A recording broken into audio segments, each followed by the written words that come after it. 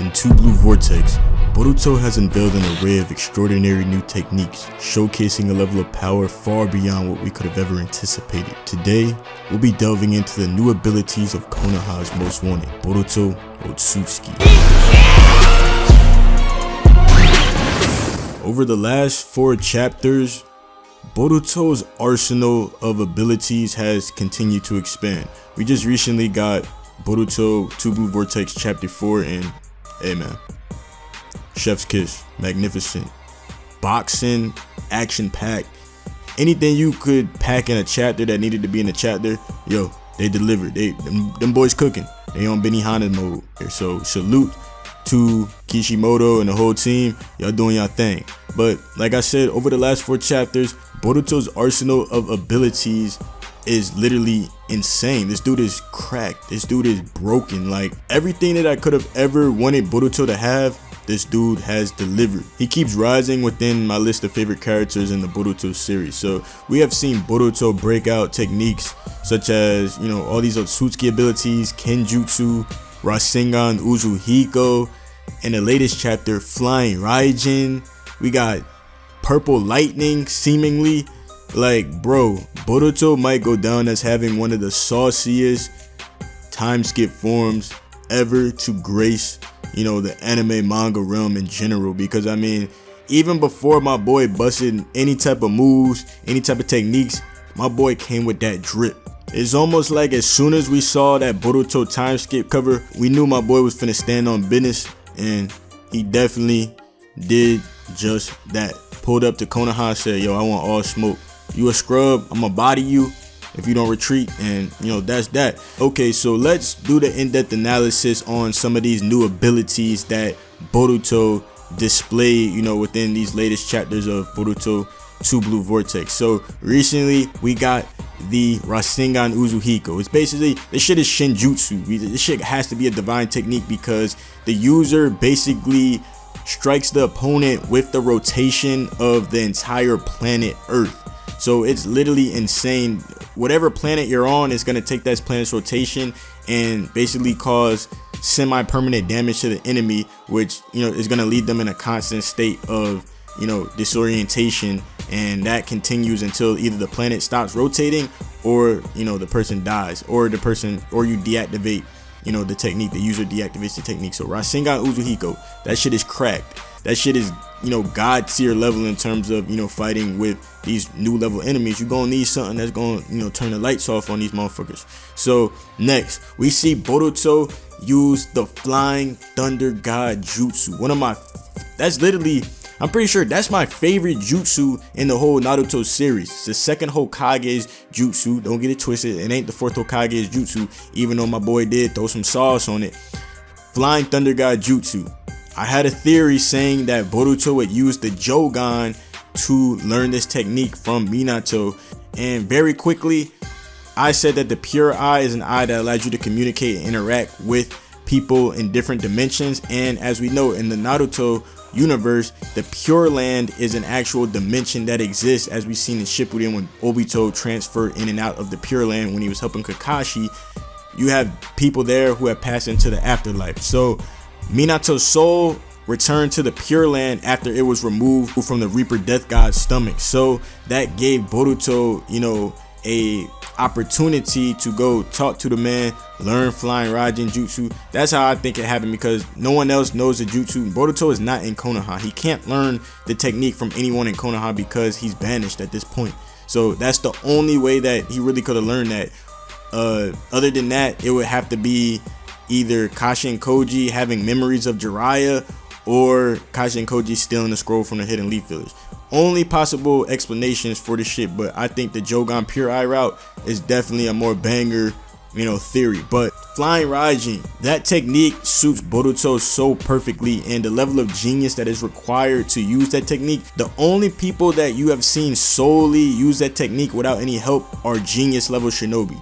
The second Hokage, the inventor, Minato Namikaze, a genius. Boruto Uzumaki, a genius. Like, that technique is no easy, you know, ability. So the fact that even Boruto referenced that by saying he doesn't have the prowess of his grandpa, the fourth Hokage, with this technique, but he's learning. You know, he's a young bull. He's learning the technique. I'm pretty sure after a couple more years, he'll have that shit down pat. But his skill set right now is literally going to benefit so much from having that ability to teleport instantaneously and incorporate that with his Kenjutsu, the Rasengan, the lightning release. So let's go into that lightning release. We see that Boruto, when fighting against the awakened Shinju new villains, they bum rushed this dude. They straight got to the point like, yo, you came here, you trying to get turned into that Boruto pack for real. So I was just like, yo. So the first thing that Boruto did when he got cornered was he released like a full body lightning release technique that,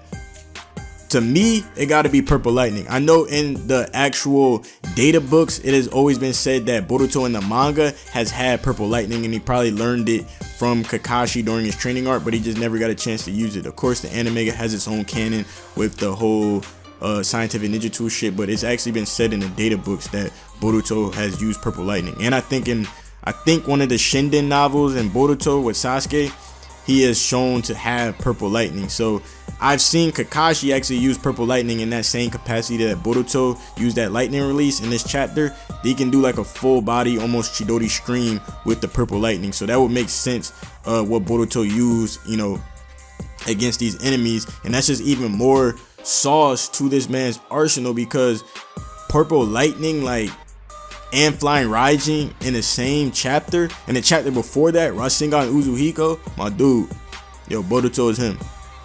You know what I'm saying? But this goes into my next point.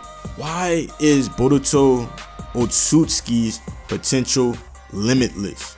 You know, so to understand that, you gotta look at what Boruto has shown so far. It almost alludes to his potential being limitless as a ninja. Like, even throughout his career, we have seen him do stuff that is far beyond any ninja his age. Of course, he's blessed with good genetics, but he has the intelligence of someone way past his age. You know what I'm saying? So he's genius level, just like his grandpa. He inherited that, you know, that genius from his grandpa. He uses a level of ingenuity to, you know, pivot his techniques to push through and, you know, accomplish whatever he has to accomplish. So like I said, this innate ability that Boruto has is something kin to Minato's potential. So it's really full circle to see him utilize one of his grandpa's staple techniques, the Flying Thunder God, when we draw so many parallels between those characters in general. So also, when you think about how Boruto's ceiling is just, you know, so ridiculously high, you got to look at the fact that Boruto hasn't even used Karma yet within Two Blue Vortex. Karma enhances, you know, their base level power tenfold or whatever. I forget what type of multiplier it has, but the fact that Boruto hasn't used this, it shows that, you know, he wants to utilize his own power. But I think that as the story progresses and enemies like these, you know, start to come out, it will force Boruto to accept his new Otsutsuki powers, because this is going to be the key to defeating these new Shinju enemies that have emerged. Because Boruto, you seen he was able to use base level when he was packing up Code, because he trained himself after he met up with Code that first time. He trained himself to basically surpass Code. That was the bar that he had to surpass when he went back to train. So now the fact that you got these Shinju type enemies, yo, the bar is going to be even higher. My boy, we see that he back in the lab with Kashi and Koji. We got Koji back in the mix, so I'm glad to see that. So that's his mentor, that's his sensei, because Sasuke got packed up and turned into, you know, got turned into a tree. So that tree pack Sasuke, you know what I'm saying?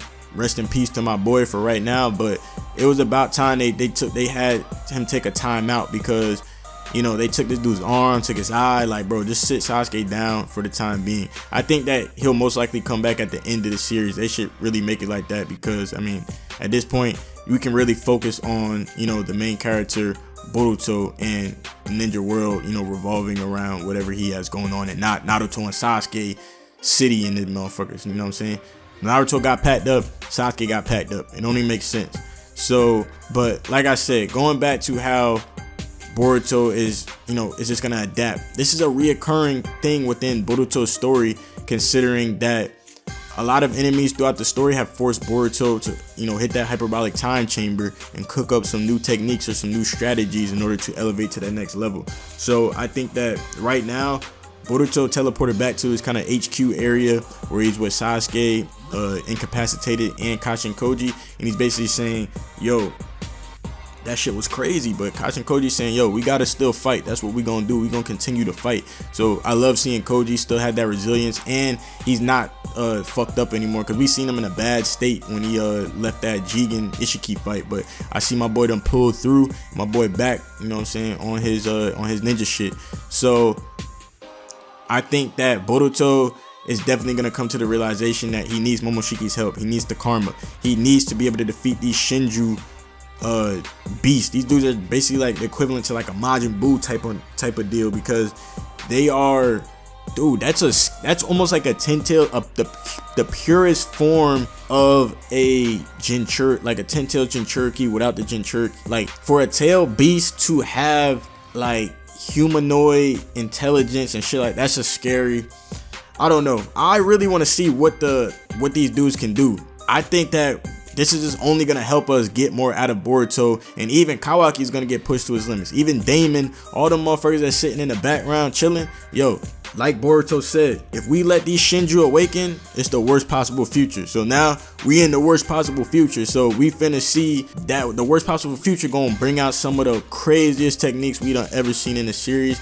I think that they're doing a great job of creating new techniques that are, you know, captivating, because we've seen so many damn jutsus over across Naruto Shippuden, but we're escalating to a new level. This is a story beyond ninja at this point, so it's gonna be some Shinjutsu type shit that we got the world spinning for a Rasengan. We got Boruto flying thunder god jutsu into a different dimension. We got Boruto basically interacting with people and, you know, souls of people in different dimensions. Like, yo, it's going crazy. So with that being said, Boruto's potential is definitely limitless. Let me know what you guys want to see from Boruto next. Do you think that these new Shinju enemies were appropriate for the story? Do you think that they're gonna push Boruto to that next level? I think that Boruto is only right that if you're gonna use the 10 tails was kind of a washed ass idea, but I like this idea with the 10 tails. This is definitely fresh, and I don't have a problem with the 10 tails being you know, spun in this new direction, because the 10 tails Grimes, I'm kind of like, bro, like, we done seen this shit before in the great 4th grade ninja war, but it's just like, nah, now, yo, them boys in trouble. But I'm hyped to see it. We even got like a Sasuke variation of the 10 tails, so that joint gonna be hype. But yeah, appreciate you guys watching. It's been your boy Anime Analyst, the young jiggy ninja. I'm out of here, guys. Peace.